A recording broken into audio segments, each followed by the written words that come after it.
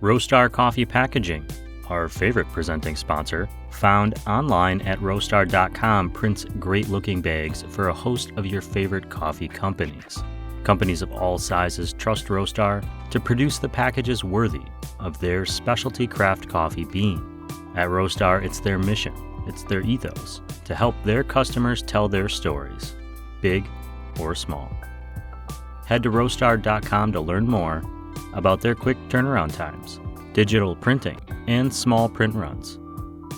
You can also use their new design lab to create an entirely new package in the blink of an eye. In short, Roastar can help you. And on roastery.app, you can start with a quote and end with the perfect coffee bag to share your story.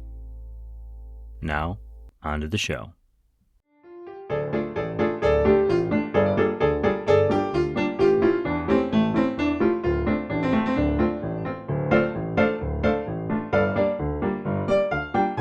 Hey everyone, welcome back to the Coffee People podcast. That was fairly effusive, which makes sense because I'm excited to be here and be back in 2025. I'm your host, Ryan Woldt. This show is presented by Roastar Coffee Packaging. You just heard that ad, but go check them out at roastery.app. The Coffee People pod is part of the Roast West Coast network, and you can go to roastwestcoast.com to find recaps of this podcast, our Coffee Smarter shows, and so much more. Today, I'm chatting with Jenny Barber, who, along with her husband, co-founded Talitha Coffee Roasters, a mission-driven coffee company. A bit of a trigger warning for you before we get started. The San Diego-based Talitha Coffee's mission is to produce great coffee, of course, but also to advocate for sex-trafficked victims, develop a network of services for survivors, and create employment opportunities. We chat about that today, which includes some information about sex trafficking, what it means to be a victim, a survivor, and how that has shaped Jenny's path into and through coffee. There aren't any graphic descriptions, but this is an intense and emotional topic, and I wanted to give you a heads up before we get started. Okay, I need a cup of coffee. How about you? I'm drinking a medium roasted V60 pour over of a 100% Kona coffee from our friend Ed at Rooster Farms in Kailua, Kona, Hawaii. I just got a chance to stop by there for a visit with my family, and we had a little bit of a tasting over the holidays. Somehow I came away with 3 bags of the good stuff. I'll share details about the farm in the Bean Journal found at roastwestcoast.com. Wherever you are, I hope that you have a good cup of coffee too, something to sip on as you scroll through Talitha.com and listen to this Coffee People podcast featuring Jenny Barber, co-founder of Talitha Coffee.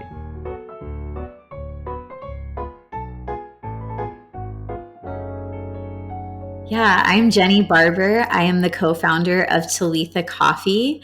We are a coffee company that is based out of San Diego and going nationwide. And we exist to create incredible coffee and also employ survivors of sex trafficking. I happen to have a connection to Talitha. One of my close friends works there, Greg. He's the one who turned me on to your brand in the first place, and I've been kind of following as you've quickly risen kind of through the ranks. You had a big acquisition about a year ago, I think, time-wise, and got you like kind of jump-started, which is pretty wild. But I'm wondering, what got you interested in coffee in the first place? I know it's not the first thing you've done. Yeah, so I actually did not drink coffee until about probably 2015 when my husband started roasting coffee as a hobby.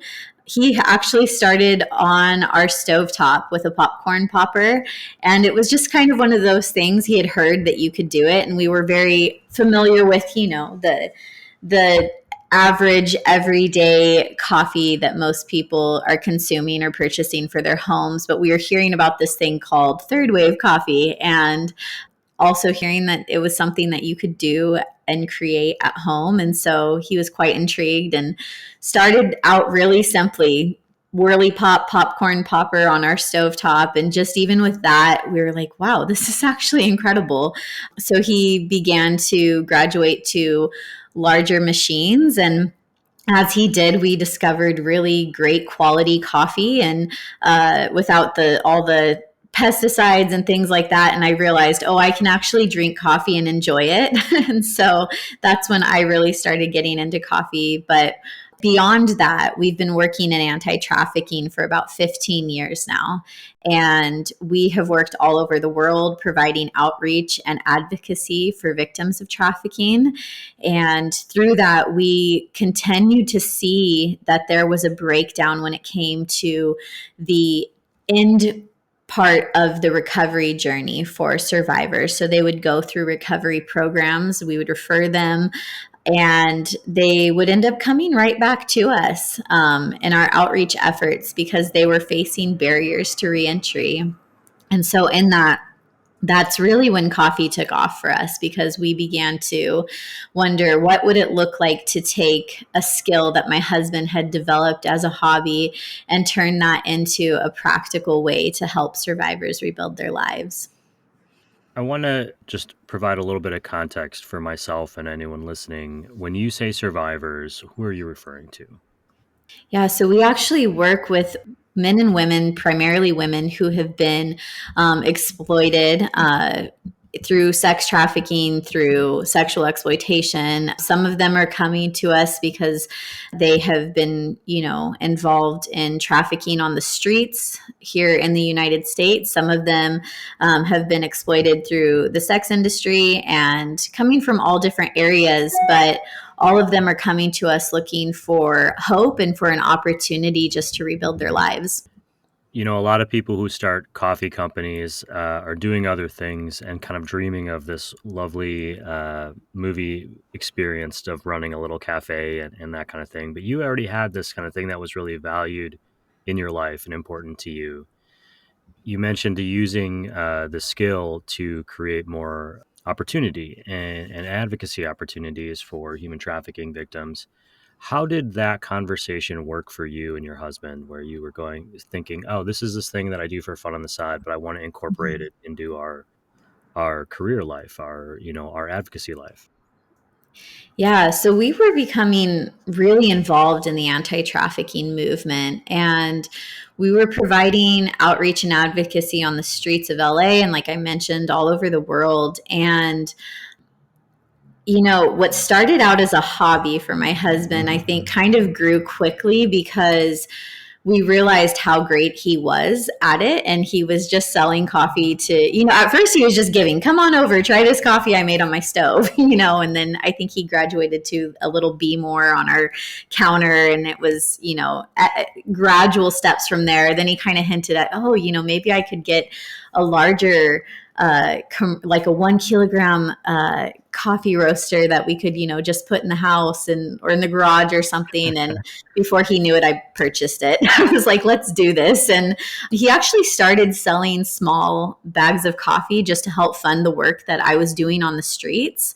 And, we were giving out gift bags to those who were being exploited, and a bag of coffee would buy some bags to take out on outreach and that kind of thing. And so it was pretty organic in that way. But I was just feeling really defeated, I guess. I was going out every single week, or sending teams of people out every single week. We were going on the streets and in the strip clubs and reaching those who were being exploited in the pornography industry. And we were very determined, to reach those who were being exploited. And they would leave. They would go, they would find hope. They would start going through a recovery process. And as I mentioned, within a matter of months, they were coming right back to us. And the average age of entry into trafficking is 11 to 15 years old. And so what we were seeing was these victims were they weren't even having the opportunity to complete education, to develop work skills. And some of them had criminal records they weren't even aware of.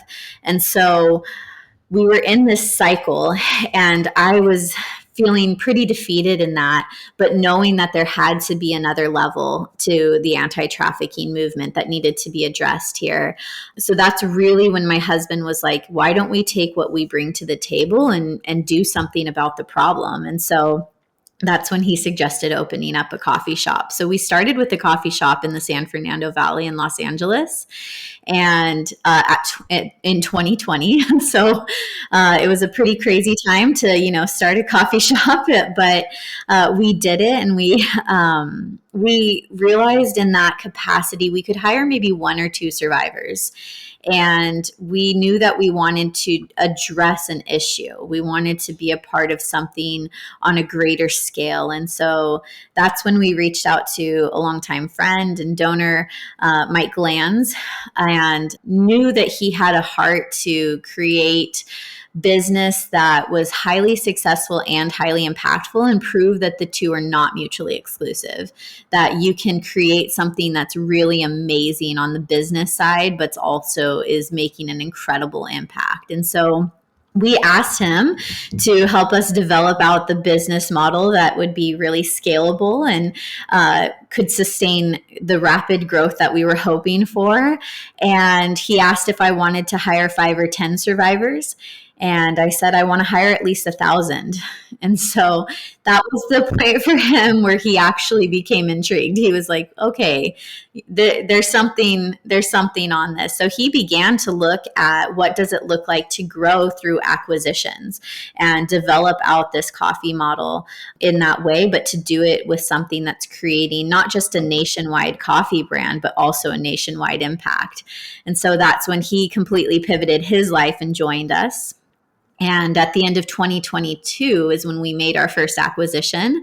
We went from 300 pounds a month to 10,000 pounds a month overnight. And that was quite a learning curve. But we made that first acquisition down in San Diego.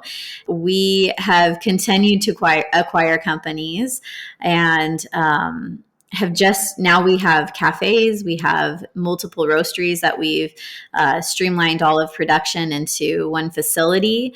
We have a coffee training institute, and so we're able to offer employment to survivors of trafficking.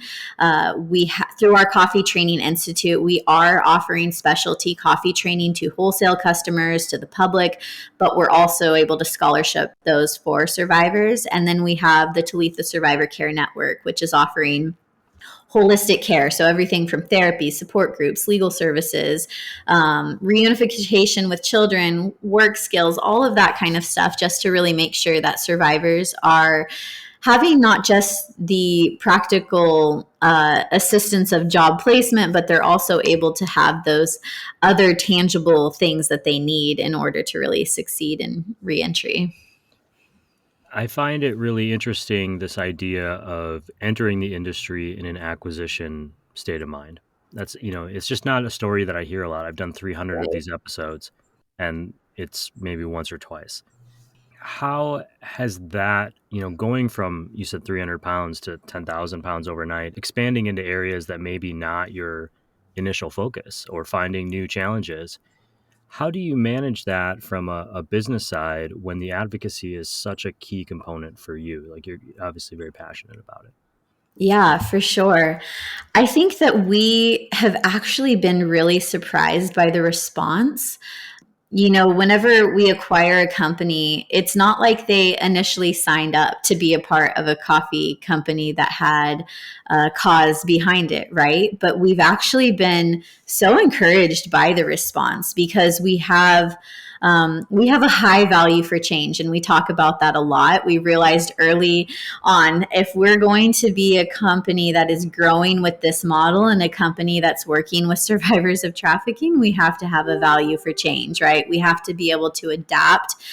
We have to be able to grow and develop and make shifts and change. And we also have to realize that when we bring on a new company, yes, we are imparting our DNA and our culture and things like that, and the incredible operational systems that we bring. But we're also realizing that these companies that we're acquiring, they have attributes that are incredible and that we need to learn and grow from as well. And so I think by valuing change, it really leaves room for that. We have seen in the companies that we've acquired, there has been just such a positive response to change as well.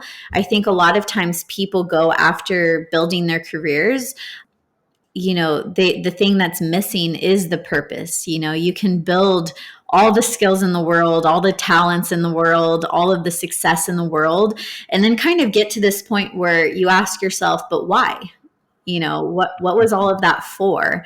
And I think that by being a coffee company that has a cause, we're kind of creating opportunities for people to take their skills and do it in a way that's not just serving coffee or roasting coffee, but now you're also doing that and changing lives. And that's been something people have been really excited about. I think being so immersed in the anti trafficking world for so long, I think I also wasn't aware of the opportunity that this would be for us to create awareness. When we do our monthly trainings with our staff, we're hearing from people that are living everyday lives and had no idea the reach that trafficking has and the impact that trafficking has. And now we're able to inform and equip our staff in such an organic way that they're actually becoming really passionate about this issue as well, and they're bringing that knowledge back to their families and to their communities, and really, raising advocates just through everyday coffee. Just as like a normal person who doesn't necessarily have a connection to trafficking or survivorship, it it breaks my brain a little bit to think about how often it happens and on the scale. And we're seeing a lot of it recently in the news with some celebrity issues and people I think are it's on the forefront. So we're talking about it. And it's just coincidence that you and I are connecting now. The name and the branding. How did you settle on that and how does it reflect, what it is you're doing? Yeah, I absolutely love our branding. Everything is so intentional behind it. So Talitha actually comes from an Aramaic story where a little girl is raised from death to life. The origin is Talitha Kum, which means maiden arise. And that's what we're wanting to see in the lives of survivors, right? We're wanting to see them rise from this place of desperation and hopelessness and some of the darkest situations that that do really break the brain, that you can't even fathom that these horrors are happening, and they're rising from that place into a place of empowerment and hope, to a place of being able to dream and pursue futures that they build. And so that's the meaning behind the name. And then if you look at our branding, we wanted to choose colors that were vibrant and happy and really cultivated hope, right? That's everything. We're hope roasted. Everything that we do is about creating hopeful opportunities for the survivors that we work with the communities that we work in, and with our employees. And so everything's very vibrant and full of life. And then if you look at the side of our bags, you'll see there's a beautiful silhouette of a woman, and that's just a way to represent Talitha. I think Talitha is also a name, and it's a name that can represent the overall picture of survivors. And, it's a way that survivors can share their stories in whatever capacity they want to. If somebody wants to share their story, but they don't want to disclose, they want to remain anonymous, they can have that opportunity to do that through that silhouette and through the name Talitha. We also really encourage survivors to walk out their journey in the way that they're most comfortable. So when we bring on a survivor staff, it's need to know. Not everybody knows that they're a survivor, just those who need to know in the company in order to make sure that they have the support and care that they need. And then from there, we will totally get behind them. If they want to share their story, we will champion that, right? And then we also, if they're like, hey, I want to work this job, I don't want anybody to know, we're also behind that as well. This is something that I've been able to lead out in. I'm actually a C-sex survivor myself. So I faced exploitation as a child. And so even with that Talitha model and platform, like I've been able to share my story and kind of create opportunities for other survivors to do so as well, in whatever way that they're comfortable to. So that's all about our brand, is all about just creating hope and opportunity. And I would say from the outside, I think representation, when a survivor sees somebody out there talking about it or representing or starting a company or working towards something, it makes you think, oh, if they can do it, I can do it. Absolutely. And I think Right. there's a great value there. When I think of cause brands, whether it's coffee or booze or whatever it might be, towels, soap, Dr. Bronner's comes to mind.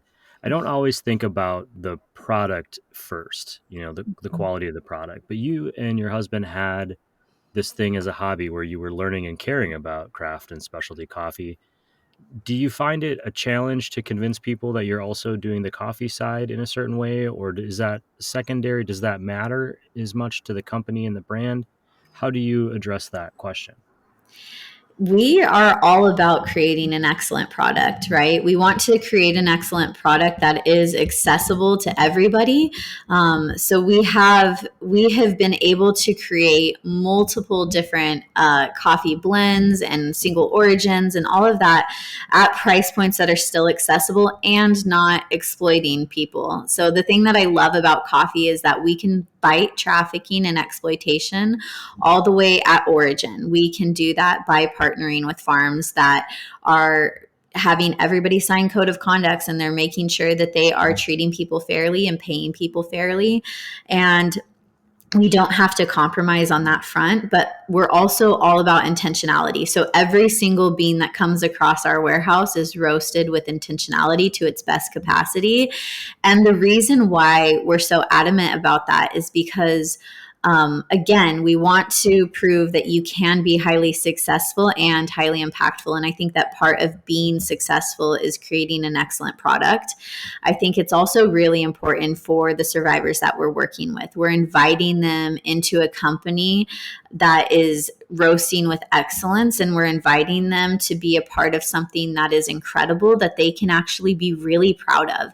They can know that they are worthy of being a part of a company that they can be really proud of, and creating a product that they are excited and that is winning awards. And they can just feel excited and proud to be a part of that. And I think that our staff, all of our staff, can be really proud of not just the impact that we're making, but also knowing that we are making award-winning coffee.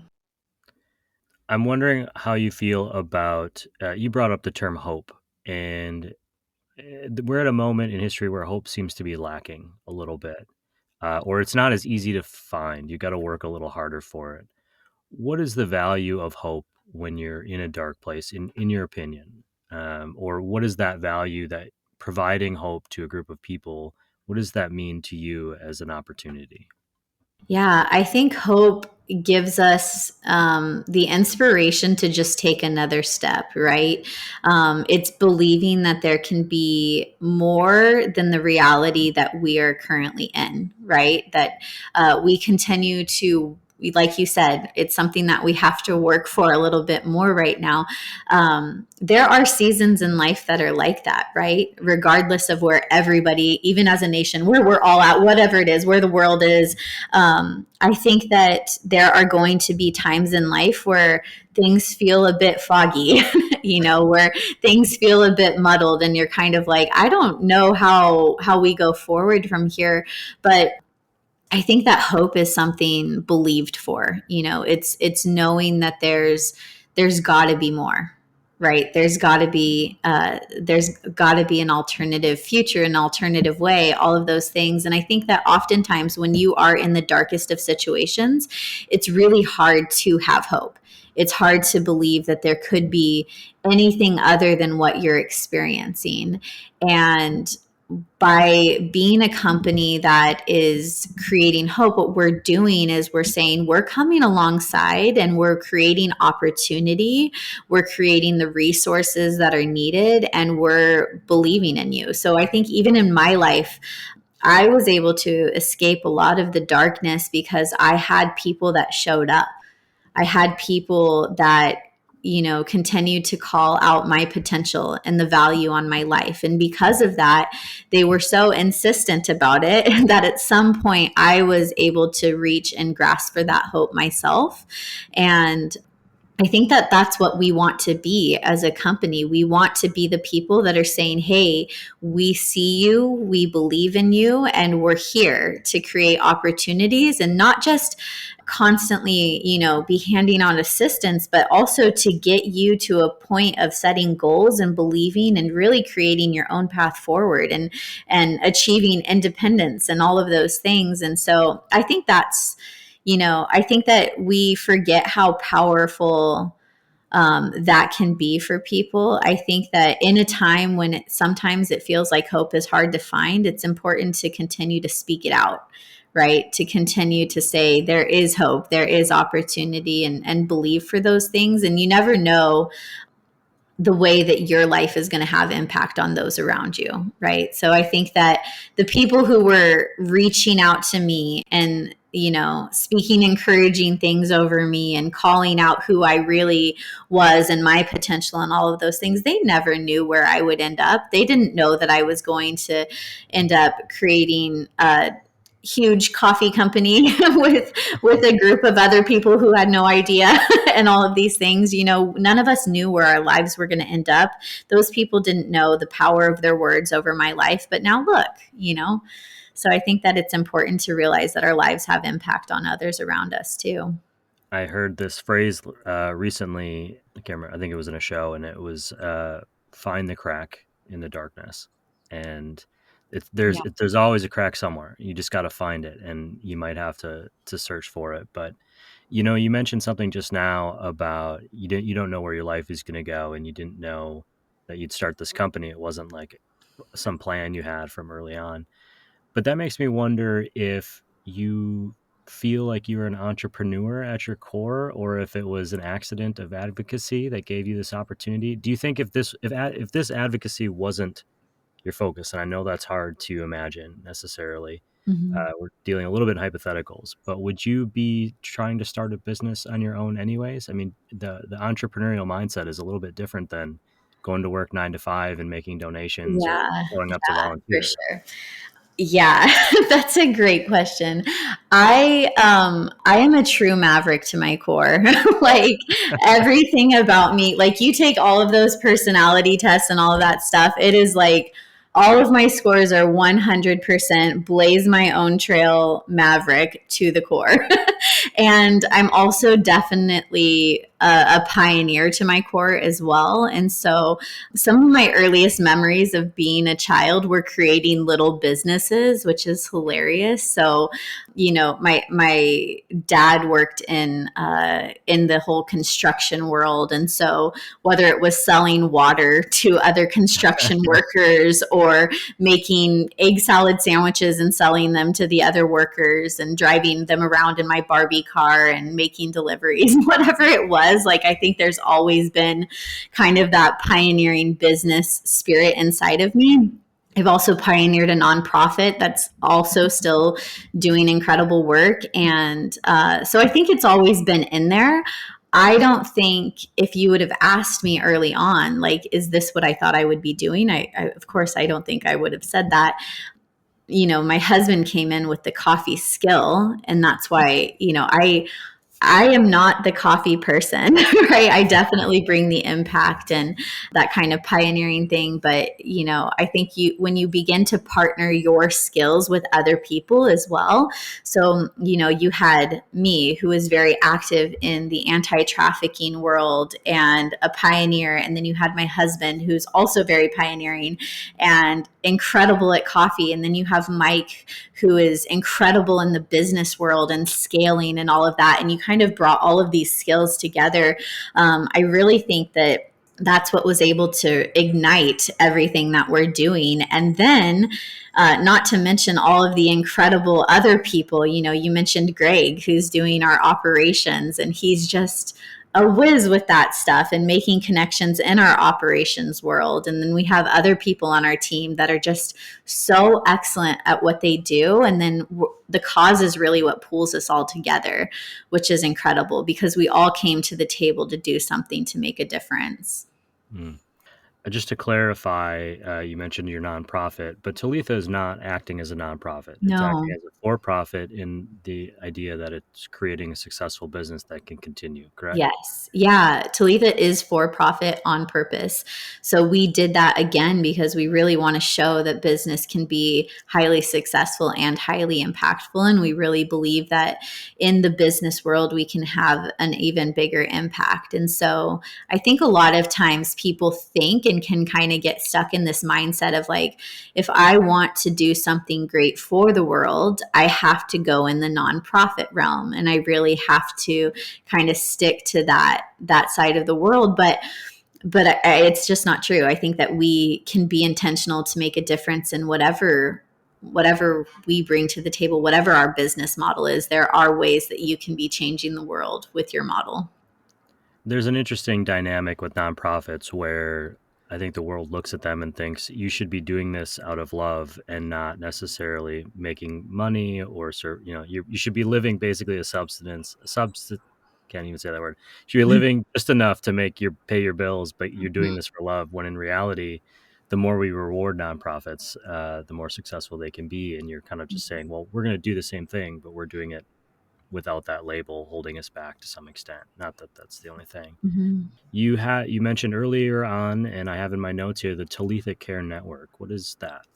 Yeah, so our Talitha Survivor Care Network is it is a group, it is a collaborative effort. So everything that we do in Talitha is very collaborative. We believe that we really can see a day where trafficking is completely abolished, that it is not an issue that we are facing, but that we absolutely have to do that through collaboration.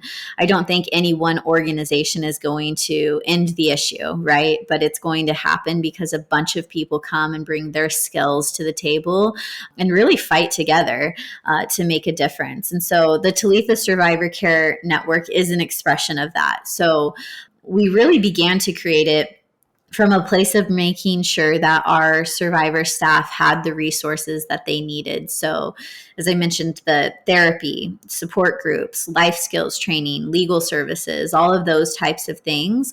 But it's even kind of beginning to grow beyond that. So we have the nonprofit side of what we do in the Care Network. So those are the individuals that are offering resources to survivors.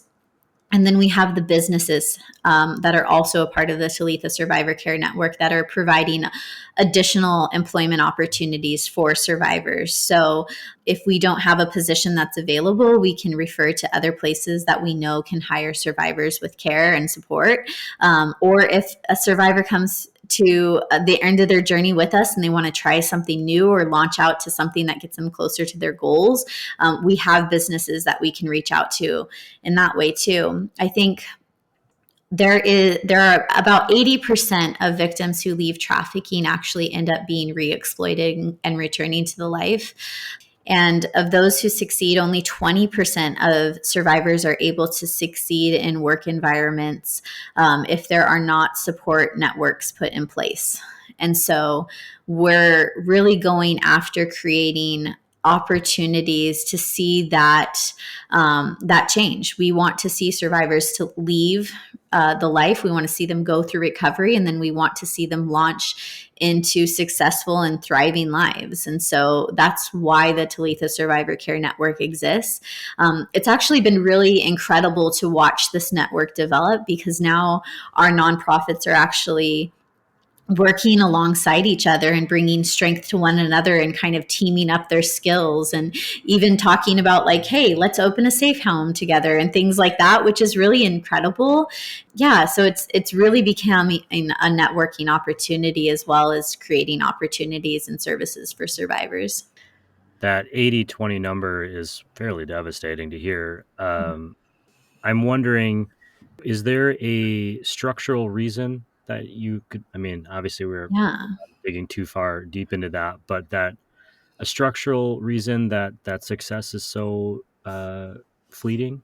Yeah, definitely. So I mentioned earlier that the average age of entry is 11 to 15 years old. And that what that does is that creates barriers to reentry, right? So you see survivors facing things like they haven't had the opportunity to develop life skills in some areas. Some areas they haven't been able to complete education or build work skills or have their first professional job and things like that. And so those are all big hindrances. I think that it takes an average of 7 attempts for a victim to leave the life of exploitation. And so what we're seeing there is that we're seeing this reality that sometimes the unknown is even more terrifying than the reality that we're living in, right? And kind of like we talked about, hoping for an alternative future can be really daunting and terrifying. And I think there's also, factors as far as there are not a lot of employment opportunities where there's going to be the structures and the patience and the resilience on the employer side of things to employ a population that is so high risk, right? And so it's really important to make sure that we're creating pathways. So you think about like career pathing, I think that it's similar with survivors, but also on the personal side of their journey. So when a survivor comes on to work with us, we're looking at where they're at in their journey, right? We're making sure that they have the resources that they need. If they don't have stable housing, then they're not going to be able to show up to work, right? If they don't have their legal documents, then they're not going to be able to get employment and things like this. And so that's also why the Talitha Survivor Care Network is important, because it's making sure that all of those pieces are put into place. And then as an employer, we're looking at their journey that kind of coexists and is in alignment with their career pathing. So starting for, what does it look like to show up to a job on time? What does it look like to meet your daily tasks, and then taking on more responsibility, and then kind of developing into a place of taking on more leadership and initiative and all of those kind of things. But in the beginning, we have to really meet them where they're at. And I think that a lot of times those numbers come into place and those statistics that are really daunting come into place because there isn't opportunity, or they don't know about the opportunity. So I think that the more and more services that we see for survivors in that re-entry phase, in that launching phase of their recovery journey, we're going to see that 7 attempts really go down. We want to see that go down to 1, because we want people to know, I can grasp onto an alternative future. I think we also look at trauma, and trauma really, it makes our brains get stuck. We get stuck in different places of our cognitive abilities, but also in our development and things like that. And so when you're in a place where you are stuck and you're living from a nervous system response and things like that, you can't dream. You can't set goals, right? You're just trying to get through every single day. And so recovery and safe homes, they allow survivors to come out of that nervous system, constant crisis response part of their brain. And then things like Talitha and the Talitha Survivor Care Network, we're coming alongside and we're saying, now let's set goals and dream for a better future. There's a phrase that I was thinking of early in this little segment called the devil you know. And it's something I've kind of held on to throughout my life. When I'm about to take a big risk or go into the unknown, is the devil that I know worth what I'm going through, or should I take this step? Because who knows how good it could be. Yeah. I'm wondering if you have, you've started a company, you've grown, you're a survivor yourself, and you've created these networks and opportunity for others. Is there a piece of advice you'd like to pass along to anybody listening about coffee or about life, about entrepreneurship, whatever you like? Yeah. I think that a lot of times people look at others and they kind of can get stuck in comparing themselves, right? They can look at people who have built incredible things and be like, wow, that's so awesome for them, right? Or how incredible to be somebody who's done those things. But I am legitimately just a normal human. And, I think that I was once stuck in frustration. And in our family, we say frustration is an opportunity. And we really try to instill that mindset in our kids. And honestly, we just had that light bulb moment of being like, what if we're the answer to the problem that we see? What if we just take our skills and do something? And I think that it just starts from taking steps in everyday life, right? You have a future, you have a place you want to get to in life, but what are you doing today to get you closer to that goal? And so I think don't get stuck in comparison. Everybody's on their own journey, but everybody is capable of incredible things. It's just having the courage to do that and to say, you know what, I'm going to take a step towards it. And I think that, we want to bring other people along into that journey. We want Talitha to be something that inspires other people and shows people that that's possible and that everyday people can do something that's great. And so that's the other thing I love about coffee, right? Coffee is something that brings people together. It's something that creates space for others, and we really wanted people to join the fight with us. And so by buying a coffee subscription or bringing a wholesale coffee into your business, like, we are actually creating avenues for people to be a part of the fight against trafficking. Coincidentally, I was at cocktails the other day, and one of the women with us asked me what I knew about Talitha, because it was like a program at their school where they were buying it and Yeah. as a group. And I thought, oh, that's interesting. I'm actually going to be connecting with them soon. And I kind of shared what I knew, and now I'll have a lot more to share. I have two last questions for you. Hopefully, not terribly challenging ones. But the first is, when you're out on the road or you're out visiting someplace thinking, oh, maybe we'll, acquire a new business today just for fun. When you stop at a coffee shop, what do you order for yourself? Oh, for myself, Yeah. I have two go-tos. I love an iced oat milk latte, and I am like so basic in that way. But then I also really love cold brew, and I'm so excited. Like, Talitha has some incredible cold brew. That's something we have nailed. And so that one I have to be a bit more picky. Like, when I'm like, okay, how's their cold brew going to stack up? But those are my two go-tos. Okay. And then the last question, and borderline the most important one. If you had to pick your favorite Keanu Reeves movie, what would it be? Oh gosh. Oh my goodness. Oh, I cannot. I'm so bad with names. Um, oh my goodness, I cannot even remember the name. Throw out names to me. Like, Well, we've got The Matrix, we've got Speed, there's John Wick, there's The Lake House. John Wick. There you go. Absolutely, hands down, love the John Wick movies.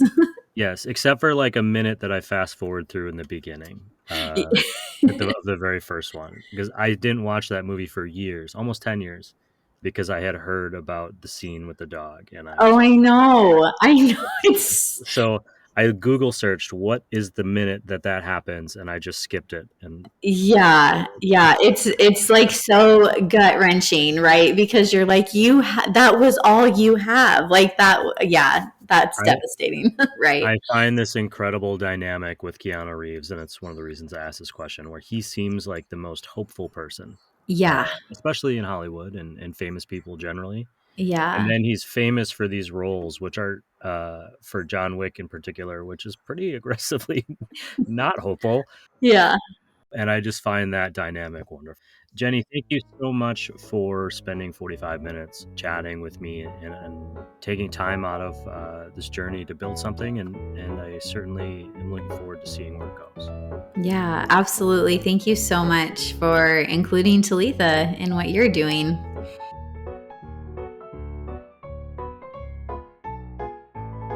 Okay, just a few key takeaways here, but head to roastwestcoast.com to see much more in the newsletter.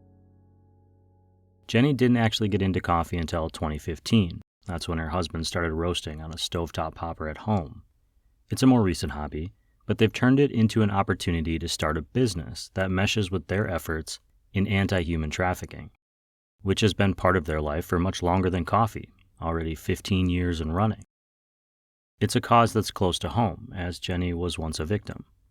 Through their nonprofit work, they saw that survivors had different needs when moving into a career path. Their challenges were numerous, and while opening a coffee shop would help, they could only offer job placement to a few people, a few survivors.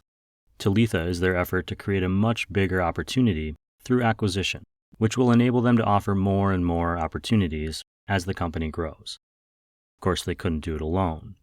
They reached out to one of their longtime supporters and current partner, Mike Glanz, for guidance and support to make it so. 2 years after opening the first cafe, they made their first acquisition.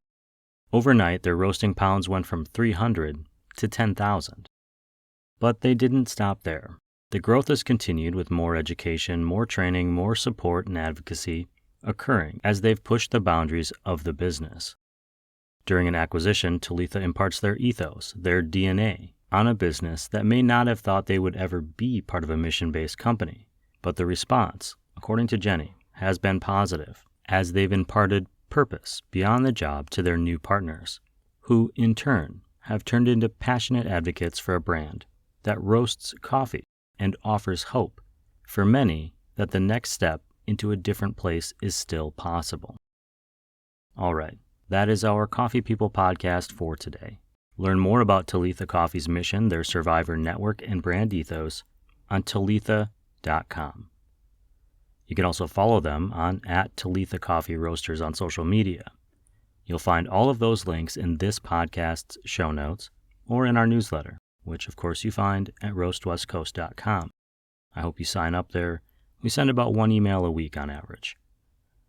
If you've been enjoying or inspired by an episode of Coffee People, it really helps us if you tap the follow button on this show and give us a few stars on whatever platform you're listening to us. If you want to go beyond to support the Coffee People podcast, tell a friend, share this episode, share one of our newsletters from roastwestcoast.com, or consider buying us a cup of coffee. As we look at 2025, we could certainly use one. Speaking of friends, I always tell my friends about Roastar Coffee Packaging, found at roastar.com. They are this podcast's presenting sponsor and will help you tell the big story of your small business. They've also just been an incredible support in enabling me to develop this platform where we share the stories of coffee people. And now in 2025, we're going even further with Roastar. There's more news on our expanding brand partnership, progression into video podcasts on Spotify and YouTube, and our plans for giving away free coffee with Roastar's help later this year coming in the next few days. Follow @Roastar on social media and be sure to explore their packaging design lab on roastar.com. And I say that even if you're not ready to leap into your own packaging. The design lab is just a fun way to create and dream up branding ideas. This show has long been supported by our other great industry partners, in particular Hasea Coffee Source, Maria Coffee, Crossings Coffee, and Cape Horn Green Coffee importers, as well as Civets Coffee. We've made some major changes to our sponsor program, which will be detailed on our website this week, and we're going to be doing a lot of collabs this year. But one last time, thanks to the rest of our original partners, Zoombar Coffee and Tea, Ignite Coffee Company, Ascend Coffee Roasters, Me and My Uncle Coffee, Craft 42 Roasters, Cozy Canine Coffee, and Relative Coffee Company. Thank you for being there for the long haul. We appreciate you and can't wait to work on future collaborative projects. Speaking of, our first coffee collaboration, Yeah No Yeah Coffee, is out now. We put this out with our good friend Bryant Banker Scannell at Relative Coffee in Minneapolis, Minnesota. It's a blend of Colombia and Ethiopia coffees, which were sourced from Mill City and roasted on a Mill City roaster, where Bryant also works as a coffee educator. We couldn't be prouder of it.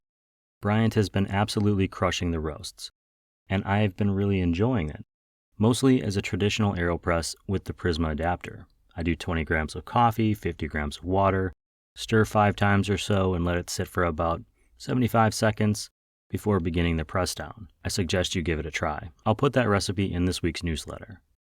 Thank you for listening to and sharing this podcast. Please keep being coffee curious. This show, the Coffee People Podcast, is part of the Roast West Coast Coffee Network. This episode has been written, produced, researched, and recorded by me, Ryan Woldt. Wherever you find yourself today, I hope it's with a pretty damn good cup of coffee. Thank you for listening to us tell the stories of coffee people.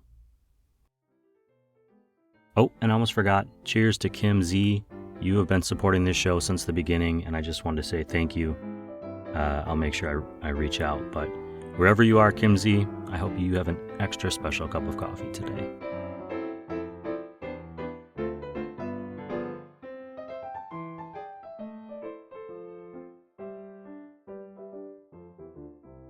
Hey everyone, this is Ryan, the host of the Coffee Smarter and Coffee People podcasts. I drink a lot of coffee, and a lot of times I brew it in a V60 or an AeroPress, but sometimes I just want to hit the button and walk away, let the machine do its work. That's where the Simply Good Coffee Brewer comes in. You can read a review that we wrote about it. It's on our website at roastwestcoast.com. It's pretty popular, actually, and we stand by it. We've been abusing this coffee machine for almost 2 years. I think that's right, almost 2. Literally hundreds, maybe even 1,000 brews have gone through it, and it just keeps on crushing. We don't do a lot of affiliate marketing, but I definitely feel comfortable giving a thumbs up to the Simply Good Coffee Brewer. I strongly recommend it. I've actually gotten a bunch of them for other people or gotten them on board with it. There's a link to click in this podcast show notes and a full review again on roastwestcoast.com. If you click to buy it through that, we'll make a little bit of affiliate marketing money, and you will get a great coffee brewer. It's another way you can support Roast West Coast and get a little something for yourself. Thank you so much for listening, and enjoy your new Simply Good Coffee Brewer. If you are in the early stages of your coffee journey, we want to support you. Check out the Coffee Smarter Education podcasts. Coffee Smarter is designed to enable coffee drinkers to brew a better cup of coffee at home. And Coffee Smarter Pro covers industry-specific topics for baristas, roasters, shop owners, and aspiring coffee professionals. You'll find both shows on your favorite podcast platforms or on our website at coffeesmarterpodcast.com.